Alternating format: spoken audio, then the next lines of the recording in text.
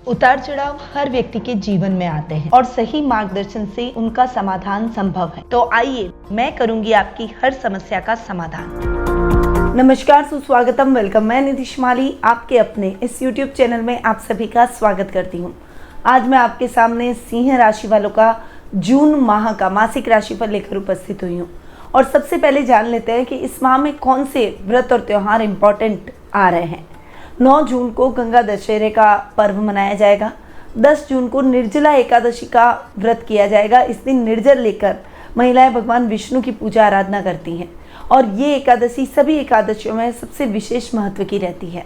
21 जून को अंतर्राष्ट्रीय योग दिवस आ रहा है। तो इस योग दिवस पर आइए संकल्प लें कि हम योग को अपने जीवन में अपनाएंगे ताकि हम स्वस्थ रह सकें, और यदि हम स्वस्थ रहेंगे तभी हम हमें सभी कार्यों को सुचारू रूप से कर पाएंगे। 30 जून को गुप्त नवरात्रि प्रारंभ हो रहे हैं और गुप्त नवरात्रों में की गई साधनाओं का अपना विशेष महत्व रहता है। तो ये है कुछ व्रत और त्योहार जो कि इस माह को बना रहे हैं और भी अधिक विशेष। अब बढ़ते हैं आगे और जान लेते हैं ग्रह गोचर की स्थिति के बारे में कि इस माह में ग्रहों की पोजीशन कैसी रहेगी। सबसे पहले बात करते हैं सूर्य ग्रह की, जो कि वर्तमान में वृषभ राशि, जो कि उनकी सम राशि है, उसमें विराजमान है और 15 जून को वे अपनी मित्र राशि मिथुन में प्रवेश कर जाएंगे। और चूंकि आपके राशि स्वामी है, इसलिए सूर्य का आपके कर्म भाव में जाकर बैठना और उसके बाद में लाभ भाव में जाकर बैठना आपके पावर को और अधिक बढ़ाएगा। बुध ग्रह जो कि वर्तमान में वृषभ राशि में विराजमान है और इस पूरे माह वे अपनी अति मित्र राशि वृषभ में विराजमान रहेंगे। मंगल ग्रह जो कि वर्तमान में अपनी सम राशि मीन में विराजमान है और 27 जून को वे अपनी खुद की राशि मेष में स्वग्रही होकर विराजमान हो जाएंगे। गुरु ग्रह इस पूरे माह अपनी खुद की राशि मीन में स्वग्रही होकर विराजमान रहेंगे। शुक्र ग्रह वर्तमान में अपनी मित्र राशि मेष में विराजमान है और 18 जून को वे अपनी खुद की राशि वृषभ में स्वग्रही होकर विराजमान हो जाएंगे। शनि इस पूरे माह कुंभ राशि में स्वग्रही होकर विराजमान रहेंगे। राहु अपनी सम राशि मेष में और केतु अपनी सम राशि तुला में इस पूरे माह विराजमान रहने वाले हैं। शनि की तृतीय दृष्टि राहु और शुक्र दोनों पर पड़ रही है। शुक्र जैसे ही स्थान परिवर्तन करेंगे, यानी 18 जून को वे मेष से वृषभ में आ जाएंगे, तब उनके ऊपर से शनि की दृष्टि का प्रकोप खत्म हो जाएगा। तो ये है इस माह के ग्रह गोचर की स्थिति। अब इन ग्रहों की स्थिति का क्या प्रभाव आपके निजी जीवन पर पड़ने वाला है, ये जान लेते हैं। तो शुरू करते हैं सिंह राशि वालों का जून माह का मासिक राशिफल। ये जो मैं आपको राशिफल दे रही हूँ, ये चंद्र गणना पर आधारित है और राशि और लग्न दोनों के हिसाब से समान रूप से प्रभावशाली है। तो सबसे पहले आपके लग्नेश की ही बात करें, जो कि हैं सूर्य। वे इस माह आपके कर्म भाव में जाकर बैठेंगे। लग्नेश का केंद्र में और कर्म में जाकर बैठना आपको बहुत अच्छे रिजल्ट दिलवाएगा। सूर्य के अच्छे परिणाम आपको इस समय देखने को मिलेंगे। पर्सनालिटी में एक आकर्षक व्यक्तित्व और तेज आ जाएगा, जिससे हर व्यक्ति आपके कार्यों से प्रभावित होगा। सामाजिक मान सम्मान में बढ़ोतरी होगी। ददियाल पक्ष से आपकी ट्यूनिंग बहुत ही अच्छी होती हुई दिखाई देगी। रिश्तों में माधुर्य के भाव स्थापित होंगे। वहीं समाज सेवा जैसे कार्यों में आप अग्रणी भूमिका निभाएंगे। यदि आप इलेक्ट्रॉनिक, दवाओं से रिलेटेड या फिर आप सोने से रिलेटेड कोई भी काम करते हैं, तो निश्चित रूप से आपका बिजनेस अच्छी प्रगति और ग्रोथ करेगा। यदि आप सरकारी नौकरियों में हैं, तो ये समय आपके लिए बहुत ही सपोर्टिव रहेगा। वहीं सूर्य जब 15 जून के बाद में आपके लाभ भाव में चले जाएंगे, तो लाभ की स्थितियों में उत्तरोत्तर वृद्धि करेंगे और लाभ की स्थितियों को बढ़ाएंगे। इस समय आपको आकस्मिक धन लाभ की परिस्थितियां भी अपने जीवन में देखने को मिलेगी। वहीं कुछ अटके हुए काम, अटकी हुई राशि भी आपको इस समय प्राप्त हो जाएगी। कुछ निवेश जो कि बहुत लंबे टाइम से आपके हो रखे हैं और उसका फ़ायदा आपको नहीं मिल पा रहा है, वो फ़ायदा अब आपको प्राप्त होगा। यानी बहुत बढ़िया टाइम पीरियड लग्न के हिसाब से, लग्नेश के हिसाब से आपका रहने वाला है। अब आते हैं द्वितीय भाव पर। द्वितीय भाव के स्वामी हैं बुध, जो कि इस पूरे माह अपनी अति मित्र राशि वृषभ में विराजमान रहेंगे। आधे माह तक वे सूर्य के साथ में बुधादित्य योग का भी निर्माण करेंगे। बुध के बेहतरीन परिणाम आपको इस माह देखने को मिलेंगे, क्योंकि धनेश का कर्म भाव में जाकर बैठना आपके रोजमर्रा के लाभ को बढ़ाएगा। वहीं आईटी फील्ड से जुड़े हुए लोगों को या फिर फाइनेंस से जुड़े हुए लोगों को या बैंकिंग सेक्टर से जुड़े हुए लोगों को, सीए सीएस से संबंधित जो लोग नौकरी कर रहे हैं या कोई मल्टीनेशनल कंपनीज में सलाहकार के रूप में कार्य कर रहे हैं, उन सभी के लिए ये समय बहुत ही बढ़िया रहने वाला है। कंप्यूटर में अगर आपने कोई डिप्लोमा या डिग्री हासिल कर रखी है या आप अपना खुद का कोई काम करना चाहते हैं तो निश्चित रूप से ये समय आपके लिए बहुत ही सकारात्मक रहेगा। अधिकारियों का साथ और सहयोग, मार्गदर्शन प्राप्त होगा और उनसे कोई बड़ी अपॉर्चुनिटीज़ आपको देखने को मिलेगी। वाणी से आप सबको मोहित करते हुए नजर आएंगे। बड़ी बड़ी डील, बड़ी बड़ी मीटिंग आपकी सक्सेसफुल होती हुई दिखाई देगी। कुटुंब में मान सम्मान बढ़ेगा, रिश्तों में आप सम्मान प्राप्त करेंगे, समाज में आपको आपके कार्यों के लिए भी सम्मानित किया जाएगा। तो बुध के बेहतरीन परिणामों को आपको देखने को मिलेंगे और इस बार आप उनका आनंद उठाते हुए दिखाई देंगे। बुध आपके धन भाव के स्वामी के साथ साथ लाभेश भी हैं।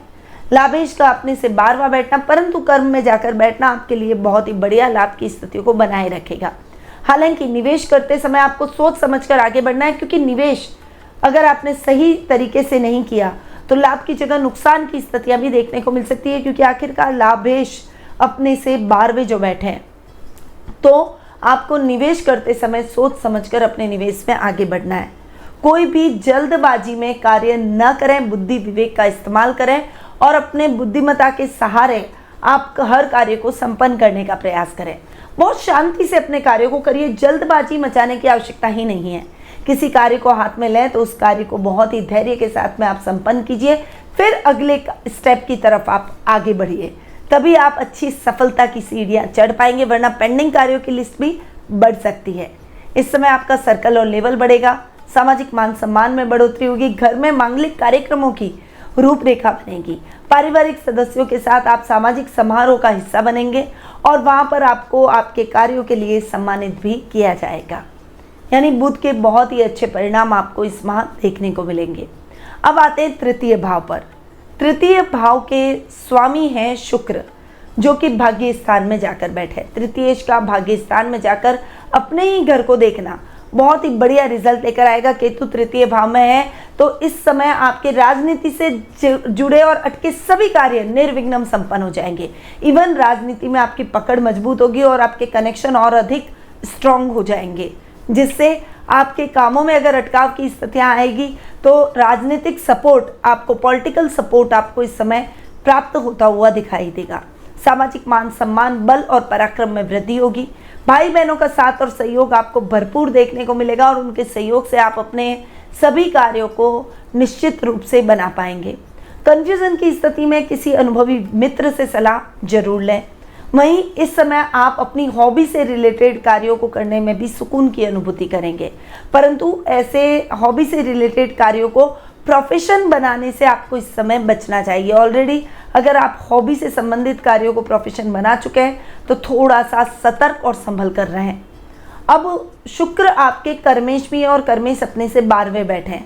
राहु के साथ जड़त्व योग भी बना रहे हैं, इसलिए काम में भी आपको अवेयर रहना पड़ेगा। इस समय आपको अपने आंख, नाक, कान सब खुले रखने हैं, क्योंकि आपके विरोधी आपके कार्य में षड्यंत्र रख सकते हैं। ऐसे लोगों से सावधान रहें। अधिकारियों को विश्वास में लेकर कोई भी काम करें, कोई भी कार्य छुप कर ना करें। कोई भी काम अपने टीम वर्क की तरह अगर आप करेंगे तो निश्चित रूप से उस कार्य में आप अच्छी सफलता ही प्राप्त करेंगे। सफलता की सीढ़ियां चढ़ने के लिए आपको अपने बड़ों का सम्मान करना पड़ेगा और अपने कार्यों में आत्मनिर्भर बनना पड़ेगा। कॉन्फिडेंस रखें, ओवर कॉन्फिडेंस से आपको इस समय बचना चाहिए, क्योंकि अगर ये आपके जीवन में आ गया तो वो आपको खत्म कर सकता है और फिर से जीरो से आप कभी भी स्टार्ट नहीं करना चाहेंगे, क्योंकि मेहनत करके यहाँ तक पहुँचे हैं। इसीलिए थोड़ा सा संभल कर आपको चलना पड़ेगा। अपनी राह को थोड़ा सा मजबूत बनाकर आपको अपने जीवन में आगे बढ़ना है। डिसीजन मेकिंग आपको स्ट्रॉन्ग रखनी है और आत्मविश्वास बनाए रखना है। अब आगे बढ़ते हैं और जान लेते हैं सुख स्थान के बारे में। सुखेश और भाग्येश आपके मंगल है और मंगल अष्टम में जाकर बैठे हैं। आपकी कुंडली में योग का ग्रह भी है, इसलिए ये समय आपके लिए इतना अच्छा नहीं रहेगा, थोड़ा सा फ्लक्चुएशन से भरा रह सकता है। हालांकि अष्टमेश और सुखेश की युति हो रही है, भाग्येश की युति हो रही है, परंतु ये समय आपके लिए फिर भी थोड़ा सा स्ट्रगलिंग रह सकता है। थोड़ा सा एफर्ट्स ज़्यादा डालने पड़ेंगे। सुखों में फ्लक्चुएशन का सामना करना पड़ सकता है। फाइनेंशियली भी आपको अप्स एंड डाउन्स देखने पड़ सकते हैं। इस समय आपको फाइनेंशियली, मेंटली आपको स्ट्रांग रहना पड़ेगा। अपने बजट को देखकर चलना पड़ेगा और अपने एक निर्धारित बजट के साथ में आपको अपने जीवन में आगे बढ़ना है। कई नए आइडियाज़ आपको आएंगे, आपके सलाहकार भी आपको सलाह देंगे, परंतु आपको बुद्धि और विवेक का इस्तेमाल करते हुए कम निवेश में अधिक लाभ वाला कार्य करना है। इसीलिए इस समय बहुत धैर्य और संयम से अपने डिसीजन लीजिए। अगर कोई डिसीजन में अटकाव की स्थितियाँ महसूस हो तो आप अपनी माँ से या अपने घर के बड़ों से सलाह ले सकते हैं। इस समय धन कर्म के कार्यों से जुड़ेंगे और प्रॉपर्टी से संबंधित लेन देन के कार्यों में थोड़ी सी सतर्कता आपको बरतनी पड़ेगी, क्योंकि अगर आपने सतर्कता नहीं रखी तो ऐसे कार्यों में आपको धोखा हो सकता है। इसीलिए ऐसे कार्यों में थोड़ा सा सावधान रहें। वाहन चलाते समय सावधानी रखें, सीट बेल्ट, हेलमेट का प्रयोग करें और ट्रैफिक नियमों का पालन जरूर करें। वहीं मंगल आपके भाग्येश हैं और अपने से 12वें बैठे हैं। ये समय आपके लिए इतना अच्छा नहीं है। कोई भी रिस्की काम करने से पहले 10 बार सोचें। लॉटरी और शेयर मार्केट में निवेश करते समय भी थोड़ा सा सोच समझकर आगे बढ़ें। बड़ा अमाउंट आपको निवेश में अटकाना नहीं है, रिस्की काम में नहीं लगाना है, इस बात को ध्यान रखें। पहले पेंडिंग पड़े हुए कार्यों को करें, उसके बाद में नए कार्यों की शुरुआत करें, क्योंकि पेंडिंग कार्यों की लिस्ट बहुत लंबी है और उस वजह से आपके पैसे भी अटके हुए हैं। इसीलिए इस समय आपको पेंडिंग पड़े हुए कार्यों को 1 बाय 1 लेते चले जाना है। हालांकि धैर्य और संयम का नतीजा भी आपको सकारात्मक मिलेगा, परंतु जल्दबाजी का नतीजा आपको नुकसान पहुंचा सकता है। आपको जल्दबाजी करने से बचना है। बस थोड़ा सा सावधान होकर अपने कर्म पथ पर अपने जीवन में आगे बढ़ते चले जाएं।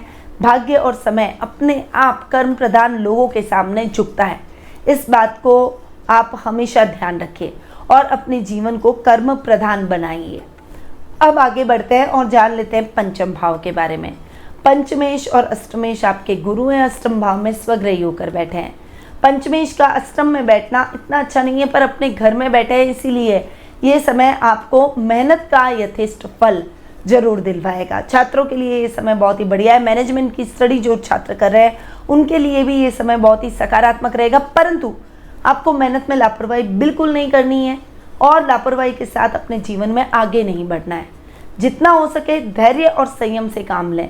अपनी मेहनत में किसी भी प्रकार की कमी ना रखें और अगर आपने मेहनत करी तो निश्चित रूप से परिणामों को अपने सकारात्मक जरूर पाएंगे।